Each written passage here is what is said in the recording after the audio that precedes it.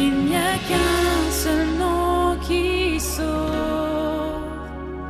qui guérit toutes les maladies. Peuple de Dieu, comme d'habitude, je vous salue dans le précieux nom de notre Seigneur et Sauveur Jésus-Christ. Aujourd'hui, nous allons considérer ensemble la parole de Dieu se trouvant dans Éphésiens, chapitre 6, les versets 4 à 5. Éphésiens, chapitre 6, les versets 4 à 5. Et j'en fais la lecture. Enfants, obéissez à vos parents selon le Seigneur, car cela est juste. Honore ton père et ta mère, c'est le premier commandement avec une promesse, afin que tu sois heureux et que tu vives longtemps sur la terre.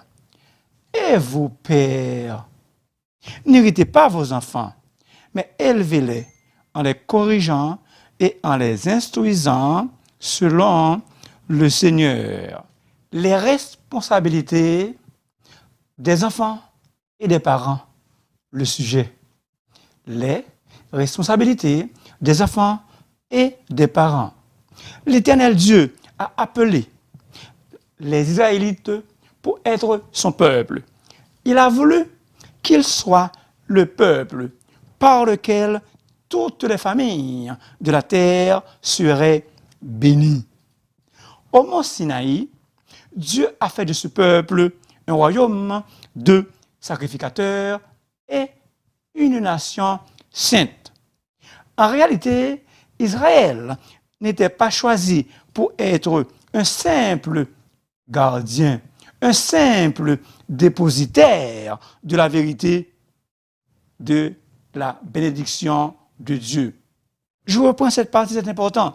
Israël n'était pas choisi pour être un simple gardien, un simple dépositaire de la vérité et de la bénédiction de Dieu. Il devrait être aussi une bénédiction pour le monde entier. Et la première chose qu'Israël devrait faire pour propager la vérité de Dieu était de l'enseigner aux enfants. Ces commandements que je te donne aujourd'hui seront dans ton cœur. Tu les inculqueras à tes enfants et tu en parleras. Quand? Quand tu seras dans ta maison, quand tu seras en voyage et quand tu te lèveras. Les parents étaient dans l'obligation d'instruire leurs enfants. Ils devraient constamment avoir à la bouche les choses de Dieu. La plus grande priorité.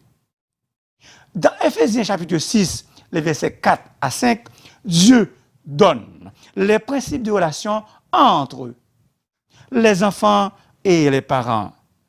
Premier point, la soumission des enfants, versets 1 à 3.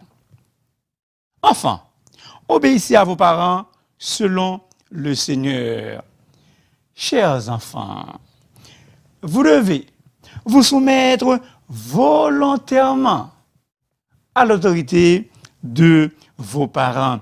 Vous devez les obéir parce qu'ils ont été placés au-dessus de vous par le Seigneur. Et quand vous obéissez à vos parents, c'est comme si vous obéissez aussi à Jésus. En fait, si vous n'obéissez pas à vos parents, eh bien, vous n'obéissez pas non plus à Jésus. Pourtant, Jésus vous ordonne de lui obéir. Enfants, obéissez en toutes choses à vos parents, car cela est agréable au Seigneur. Cela est toujours agréable au Seigneur. En toutes choses, au pluriel. Kata, panta. Obéissance, pas seulement aux choses que vous aimez, même les tâches, même les travaux qui vous paraissent insignifiantes, même les tâches, même les travaux qui ne vous plaisent pas, vous devez aussi les remplir.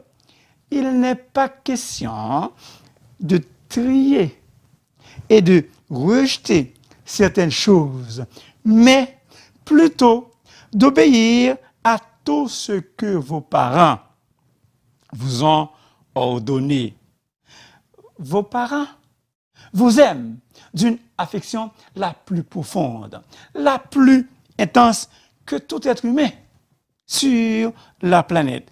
En d'autres mots, il n'y a aucun vivant sur toute la planète qui vous aime autant que vos parents.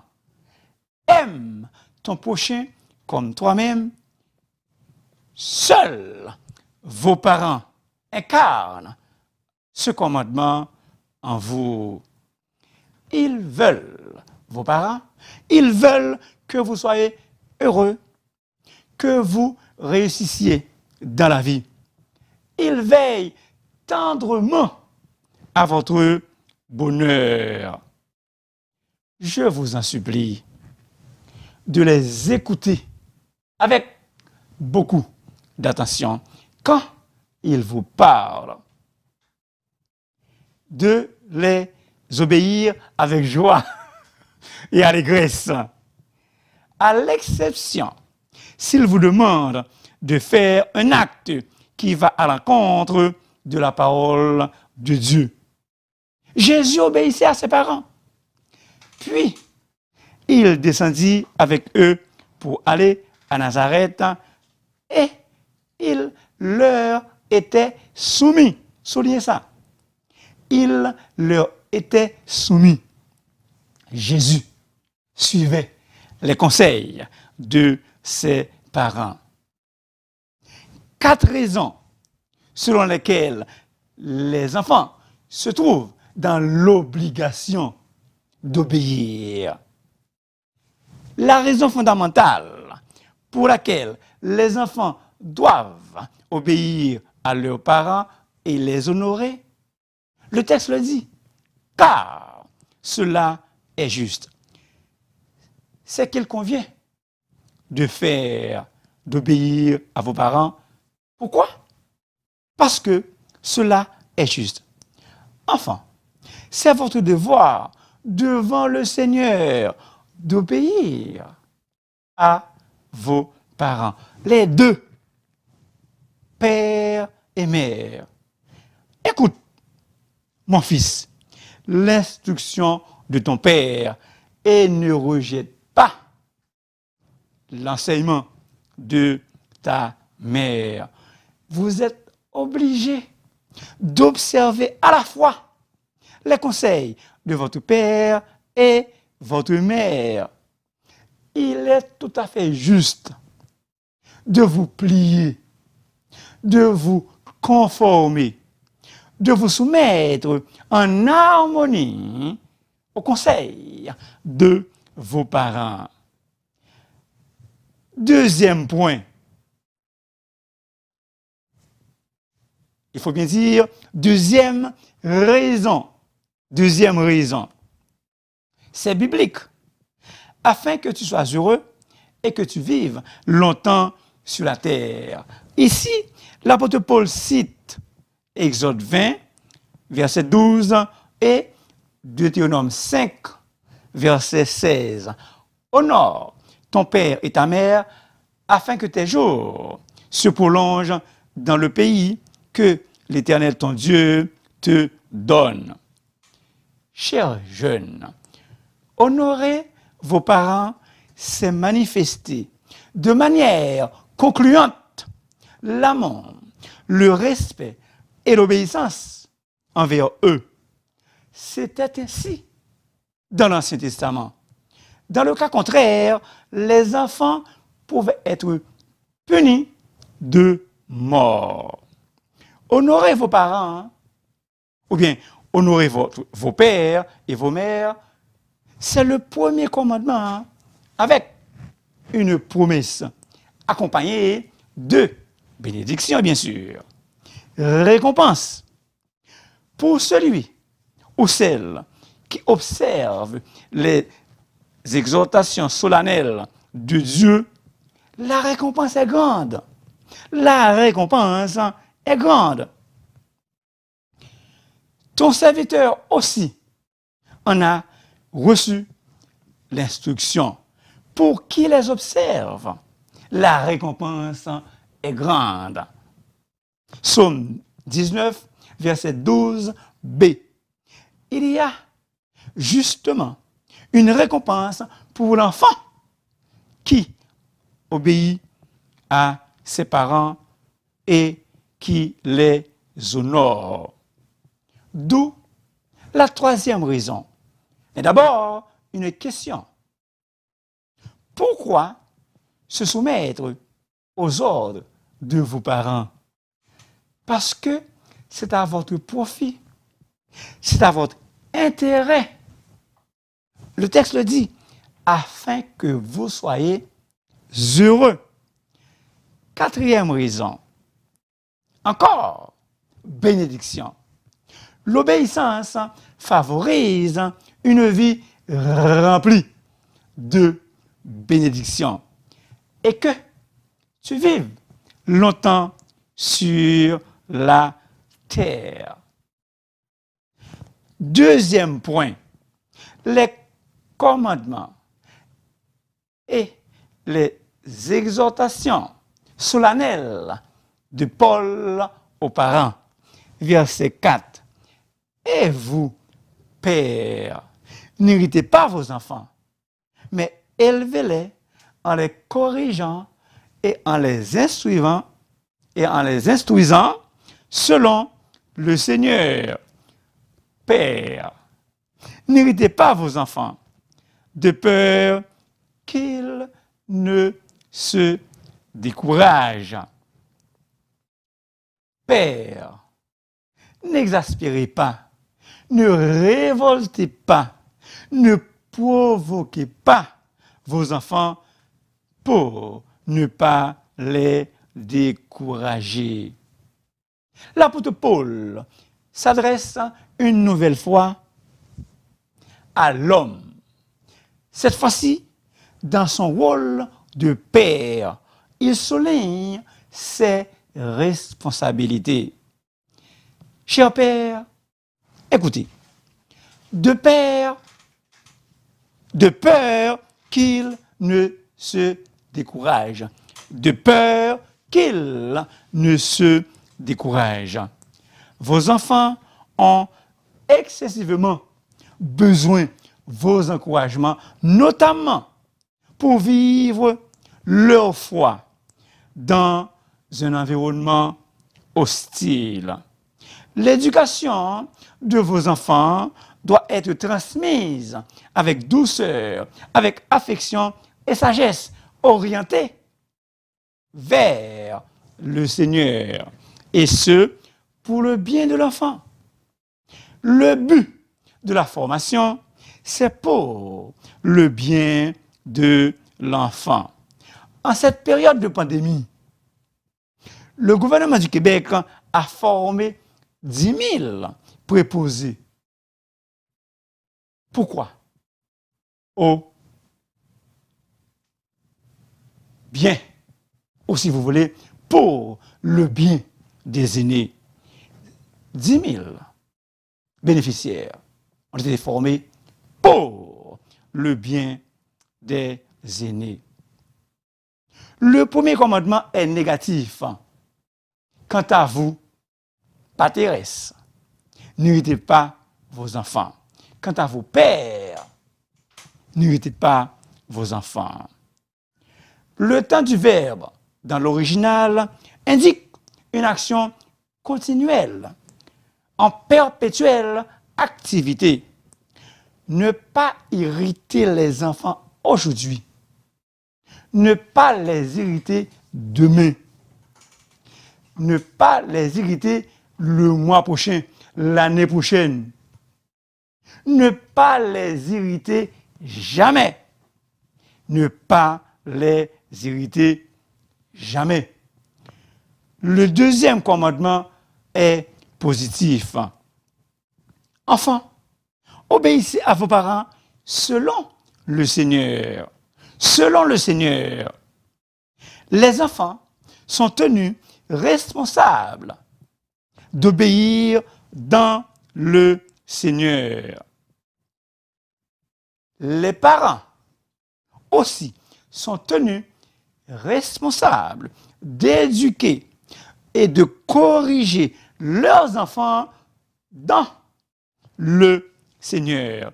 Et vous, pères, élevez-les en les corrigeant et en les instruisant encore selon le Seigneur. Et donc, Jésus, le Seigneur, doit être au centre de la relation entre parents et enfants, ainsi que de leur enseignement. Tout comme les mauvaises herbes poussent spontanément dans les champs, de même, nos enfants, laissés à eux-mêmes, deviennent plus corrompus. Ils deviennent des délinquants, des bandits. Et jamais, jamais, au grand jamais, nous ne souhaitons pas cela pour eux. Donc, chers parents, c'est votre devoir naturel d'élever vos enfants en les corrigeant et en les instruisant selon le Seigneur. Écoutez bien ce que je vais vous dire. Susanna Wesley, la mère de John et Charles Wesley, a élevé 17 enfants. Et voici ce qu'elle dit sur la façon de le faire. Le parent qui s'évertue à inculquer la maîtrise de soi à son enfant travaille avec Dieu au renouvellement et au salut de son âme. Le parent qui manque de le faire accomplit ou fait l'œuvre du diable, rend la religion impraticable et le salut impossible, inaccessible. Et cela permet à tout ce qui sommeille dans l'enfant de le mener à la damnation éternelle du corps et de l'âme. Damnation éternelle signifie condamné en enfer pour toute l'éternité. Chers parents, il n'y a pas de meilleur héritage que vous pouvez léguer à vos enfants. L'enseignement de Jésus. Faites-lui connaître le chemin du salut. Maintenant, écoutez la confession d'un père. Mes enfants sont maintenant grands et ont tous quitté la maison. Mais si ce n'était à refaire, voici ce que je ferais. J'exprimerai plus mon amour à ma femme devant mes enfants. Je riais plus avec mes enfants de nos erreurs comme de nos joies. Je les écouterai plus, même les plus petits. Je reconnaîtrai mieux mes propres manquements. Je prierai différemment pour ma famille. Je ferai plus de choses avec mes enfants. Je les encouragerai et les complimenterai plus. Et finalement, si c'était à refaire, je parlerai plus de Dieu à mes enfants. En parlant des parents, un homme de Dieu dit ceci: leur tâche première est d'instruire leurs enfants dans la droiture et d'exercer la discipline. Ils ne doivent pas se soucier uniquement de la santé physique de leurs enfants, mais également de les voir devenir des personnes matures à la maison et dans l'église. Maintenant, pour le contexte, le mari est le chef de la femme. Cher père, selon les Écritures, oui, vous êtes le chef du foyer. Chef, pas comme un dominateur, pas comme un dictateur, pas comme un despote, un tyran, mais un chef tendre et amoureux. Je vous encourage, dans l'amour du Seigneur, à diriger par la force de son amour, par la force de l'amour de Jésus et la puissance de sa bonté. Que l'Éternel Dieu, par sa grâce, vous soit en aide. Résumons Éphésiens 6, 1 à 4. Les responsabilités des enfants et des parents. Premier point, la soumission des enfants. Les jeunes, vous devez obéir à vos parents. Selon le Seigneur, vous soumettre volontairement à leur autorité. 4 raisons. Car cela est juste. Il est tout à fait juste de vous plier, de vous conformer, d'exécuter les conseils salutaires de vos parents. Vous êtes très chers, les plus chers dans leur cœur. Deuxième raison, c'est biblique et théologique. Une promesse accompagnée d'une bénédiction. Honorez vos parents, les deux. L'amour, vous devez exercer envers vos parents. Les deux. Gonéocine, l'auteur de l'Épître aux Hébreux, emploie ce même vocable pour désigner les parents de Moïse. Honorer vos parents, c'est manifester de manière décisive un amour profond, une grande valeur, une grande estime, le plus haut respect et l'obéissance à leur égard. Et ces vertus doivent durer jusqu'à leur mort. Troisième raison, parce que c'est à votre intérêt, à votre avantage, afin que vous soyez heureux. Quatrième raison, encore bénédiction, afin que tu vives longtemps sur la terre. Deuxième point, la Bible nous dit, donc, et finalement, je dois vous raconter une histoire. Mais avant, le deuxième point, les commandements ou les exhortations solennelles de Paul aux parents, un commandement négatif, père, n'écoutez pas vos enfants, un commandement positif, mais élevez-les en les corrigeant et en les instruisant selon le Seigneur.